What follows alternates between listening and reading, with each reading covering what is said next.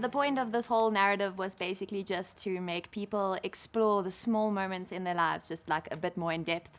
For example, stopping at a stoplight, that moment where somebody's asking you for money next to you and you make that kind of one moment of eye contact and we kind of just ignore that, but inevitably we do feel something.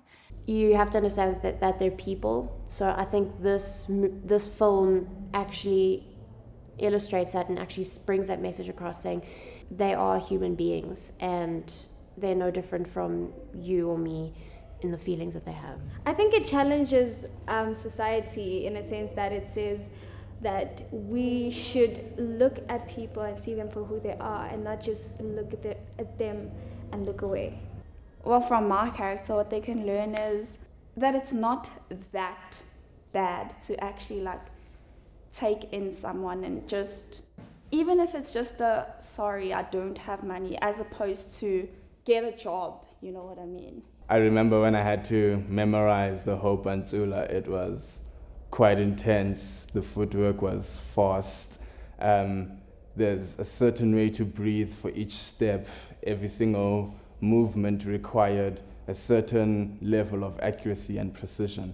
The inspiration for the extras outfits in the audience of the amphitheater was inspired a lot by the Hunger Games, because this is a group of people who care about absolutely nothing besides themselves, their lives, what they look like, and don't have room to look outside and empathize with someone who's just a few meters away, just because you've got that, car window barrier. It's like part and parcel with how we interpret cinema. It's like the theme of the film is empathy. So a lot of the cutting is to create empathy between two characters.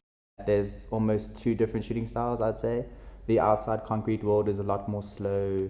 It's a lot more seamless, you would say, perfect framing.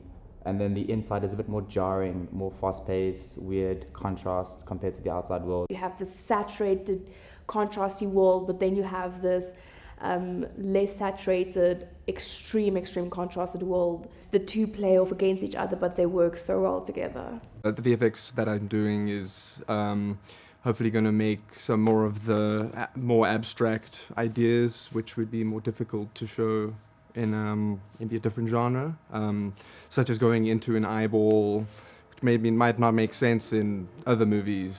The music in Ndibone is basically going through Wasanga's sort of feelings of hopelessness and regret towards what he's done in his life. So essentially I want the audience to sort of get this feeling that Wasanga has felt for the majority of his adult life.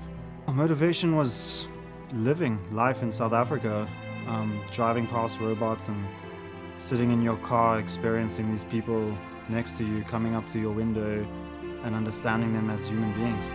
If maybe you took a minute to look into someone's eyes for longer, you'd probably see what they've been through.